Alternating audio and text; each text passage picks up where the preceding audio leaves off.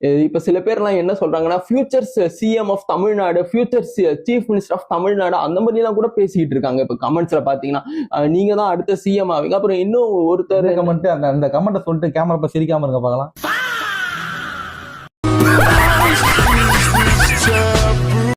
ஆமா என்ன இது, நீங்களும் அதே மாதிரி அதே டெய்லர் அதே வாடகை. ஒருவேளை இருக்குமோ இருக்குமோ ஒருவேளை இருக்குமோ இருக்குமோ. இங்க இருக்கிறவங்க எல்லாம் என் ரசிகர்கள் மட்டும் கிடையாது. 23 வருஷமா என் கூடயே வந்த என் கம்பானியன், என்னுடைய வழி துணை. நீங்க சும்மா ஒரு 4 வதந்திய பரப்பி இத காலி பண்ணிடணும்னு நினைச்சா ஒரு செங்கலை கூட ஆட்ட முடியாது. அந்த கண்ணுக்கு தெரியாத கையும் என் ரசிகர்கள் ஒருத்தரும் தீப்பந்தமா எரிஞ்சிட்டு இருக்கிற வரைக்கும் நான் போயிட்டே இருப்பேன்.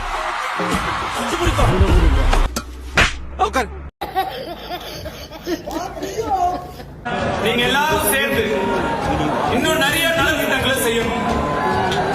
உங்க ஏரியால, உங்க தெருல, உங்க பக்கத்து வீட்டுல, எதிர் வீட்டுல யாருக்கு என்ன தேவைங்கிறத புரிஞ்சு நீங்க எல்லாரும் சேர்ந்து கை கோர்த்தீங்கன்னா உங்களால முடியும். உங்களால முடிஞ்ச நல்லதை நீங்க கண்டிப்பா பண்ணணும். நான் உங்களை நினைச்சு இன்னும் ரொம்ப பெருமைப்படணும். எல்லாரும் நல்லபடியா பொறுப்பா பத்திரமா வீட்டுக்கு போகணும். பைக்ல ஃபாலோ பண்ணாதீங்க, ஓவர்டேக் பண்ணாதீங்க. இதெல்லாம் யாரா உன்கிட்ட கேட்டா? யாரா நீ? என் பேரு கரசாமி, என்ன கரன்னு கூப்பிடுவாங்க. என்ன செய்தின்னு எனக்கு புரியல. என் பேர் கோபால், எங்க ஊர்ல எல்லாரும் கோபால்னு கூப்பிடுவாங்க. அப்படின்னா குபேரா ரொம்ப ரொம்ப ஸ்பெஷலான படம், ரொம்ப நல்லா வந்திருக்கு. உங்களுக்கு எல்லாம் ரொம்ப பிடிக்கும். நான் ரொம்ப கான்பிடென்ட்டா இருக்கேன். இட்லி கடை நிச்சயமா உங்களுக்கு பிடிச்ச ஒரு படமா இருக்கும் நான் நம்புறேன். இந்த படம் நான் ரொம்ப கான்ஃபிடென்ட்டா இருக்கேன். என்ன நம்பி ஏப்ரல் 30ஆம் தேதி தியேட்டர் போங்க. உங்களுக்கு நிச்சயமா இந்த படம் பிடிக்கும்.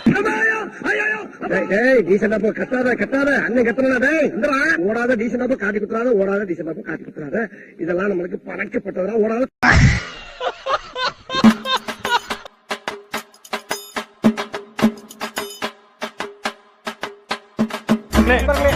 யாரா அண்ணன் உங்களுக்கு யார்தாண்டா அவரை வாழ விட மாட்டேங்கிறீங்க? ஏன்டா அப்படி டார்ச்சர் பண்றீங்க? பாவம்டா மனுஷன், நல்ல மனுஷனா இருக்காரா? அவரை போட்டு ஏன்டா திட்டுறீங்க, அடிக்கிறீங்க? அவரை வாழ விடுங்கடா, அவரை தொழில் பண்ண விடுங்கடா. கடையை வர உடைச்சு விட்டாங்களே. ஆமா நண்பர்களே, கடையை வர உடைத்தாங்க.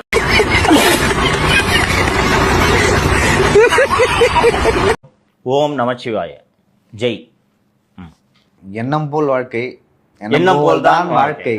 இதை சொல்லிட்டு தான் இனிமேல் தாரக மந்திரம். ஏன்னா நான் எம்எல்ஏ ஆகலான்ட்டு முடிவு பண்ணிட்டேன். நான் சும்மா உங்க கூட எல்லாம் உட்காந்து மல்லு கட்ட முடியல. இன்னொன்னையும் நீங்க மனசுல வச்சுதான் சார் பேசணும். சொல்லுங்க. தட்டி விடாதீங்க, தட்டி கொடுங்க. நான் ஏன்டா உன்னை தட்டி கொடுக்கணும்? நான் எதுக்கு உன்னை தட்டி கொடுக்கணும் சொல்லு.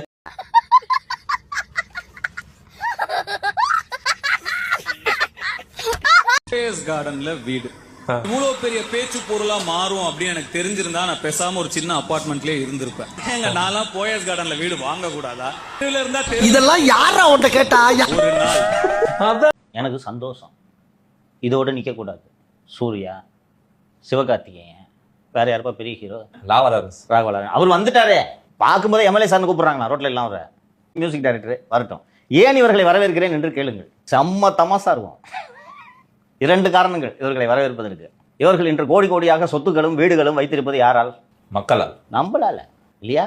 நம்ம தான் போய் உட்கார்ந்து இவர்கள் எடுத்த நல்ல படங்களையும் பார்க்கிறோம், மொக்கை படங்களையும் பார்க்கிறோம். அந்த மொக்க படத்தை பார்த்துட்டு வரும்போது நம்ம மனசுல ஒரு வேதனை ஏற்படும்ல.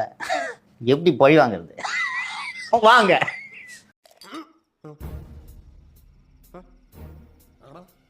எல்லாரும் வாங்க அரசியலுக்கு. பெரும்பாலும் நடிகர்கள், சூப்பர் ஸ்டார்கள் சொந்த படம் தயாரிச்சுதான் மொத்தத்தையும் வித்துட்டு தெருவுக்கு வந்துருவாங்க. எல்லோருக்கும் பொருந்தும். பாக்யராஜ் பலர் நொடித்து போனது இதில் தான். அந்த காலத்துல நடிகை திலகம் சாவித்திரியை சொல்லுவார்கள். டாப் ஸ்டாரா இருந்தாங்க. 2 படம் சொந்த படம் எடுத்து சொல்லி முடிச்சு. ஏண்டா டேய், எனக்குன்னே வருவீங்களாடா? ஏன்டா சரசம் பண்றக்கே ஓட்டாப்பே உங்களை பெற்றுறாங்களா? ஏன்டா அப்படி பட்டறதுலயே வந்து பஞ்சு பண்றீங்க? ஆனா இப்போது இருக்கக்கூடிய நடிகர்கள், சிவகார்த்திகேயன் ஆரம்பத்துல வந்து ஒரு 2-3 படம் எடுத்து இன்னைக்கு உஷாராய் தள்ளி நிற்கிறார். படம் எனக்கு கூடாது. தனுஷ் அந்த காலா கபல் எடுத்து அடி வாங்கி தான் அதுக்கப்புறம் நிறைய பேருக்கு கால் சீட்டு கொடுத்து அந்த பணத்தை வாங்கி கடன் அடைச்சார் தனுஷ். ஸோ இவங்களை எல்லாரையும் நம்ம வரவேற்கணும்.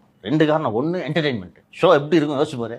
பார்த்து இன்னைக்கு தனுஷ் ஆரம்பிச்சாரு, இன்னைக்கு எப்படி 20 நிமிஷம் ஓடினதே தெரியல. அப்ப புரியல, இப்ப புரியுது. எங்க இப்படிலாம் பேசுறீங்க வரணும்னு சொல்லிட்டு அவர் தனுஷ் அவர்கள் சொல்றாரு தட்டி விடாதீங்க, தட்டி கொடுங்கன்றாரு. தட்டி தான் கொடுக்குறேன். இப்ப இவ்வளவு கவரேஜ் யாரையா கொடுப்பா? உனக்கு சொந்தமா சேனல் இருக்கா? இந்த மத்தவங்க வந்தாங்கன்னா மொத்த காசையும் உருவிட்டு அனுப்பிச்சிடலாம். ரைட்டா? என்னங்க எனக்கு ஒண்ணுமே புரியல. அதுதானப்பா எனக்கும் புரியல. நீ நச்ச மொக்க போறதுக்குலாம் இதுதான் போ. அதனால நல்லா இருக்கும். இது ஒரு டெமோக்ரஸி. யார் வேணாலும் வரலாம். நம்ம எப்படி வரக்கூடாதுன்னு சொல்ல முடியும்? இல்ல சொல்ல முடியாது சார். அரசியல் தலைவர்களின் வாரிசுகள் நம்ம மீது திணிக்கப்படுவது இல்லையா?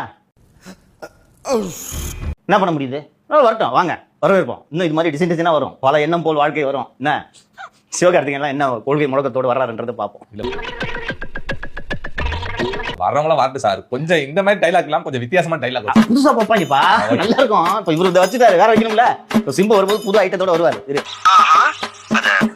மேலே அதெல்லாம் வந்தாருன்னா நல்ல மனுஷன் சார். மக்கள் நல்லது பண்ணு நினைப்பேன். வரட்டும்யா, வரட்டும். அவங்க அப்பா எங்கேயும் வந்துதான் வந்து